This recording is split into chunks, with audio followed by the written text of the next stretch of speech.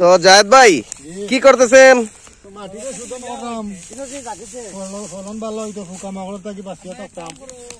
এই যে দেখতে পাচ্ছি জমিতে কিন্তু নাড়া পুরানো হচ্ছে এবং নাড়া পুরানোর ফলে জমির যত অনুজীব আছে কীটনাশক দিতে হয় না।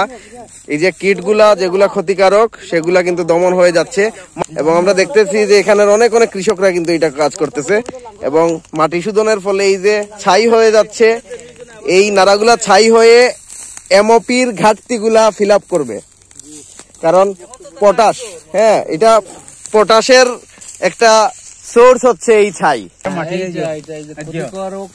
অনেক জীবাণু আছে, জীবাণু আছে, এটা যাইব কি, এটা যাইব গা, এটা থাকতো না মরিয়া যাইব। তারপরে কি এই যে খড়, এই খড় আবার মাটির সাথে মিশে গেলে কি ফলন তো ভালো হইব। পটাশিয়াম আছে, পটাশিয়াম থাকলে কি গাছের আপনার গ্রোথটা ভালো হইব, রোগ প্রতিরোধ ক্ষমতা বাড়বে। পটাশের কাজটা আর একটা গুরুত্বপূর্ণ কাজ করে কি, এই যে আপনার ধানের জমিতে কারেন্ট পোকা আক্রমণ করে, অনেক সময় বোঝেন না, ঠিক আছে, এটা জেনারেশন ডেভেলপ করে, এটা যদি পুরাই দেওয়া হয় ওই জেনারেশনটা সমূলে ধ্বংস হয় এবং নেক্সট বছর বা পরবর্তীতে এটার প্রকোপ বা মানে প্রকোপ জেনারেশন বুঝছেন, পরবর্তী যে বংশধারা এটা এগুলা দমন হবে।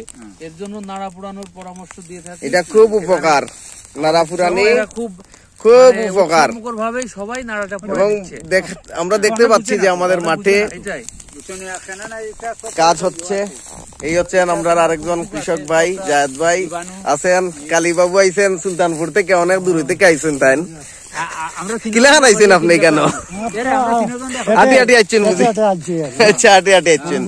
ও আছেন বড় ভাই আছেন, আমরা বড় ভাই অফিসের মহিবুর রহমান ইরান ভাই, তো ভাইও আছেন আজকে। এটা একটা স্মৃতি হিসেবে থাকবো আমরা মাঠও।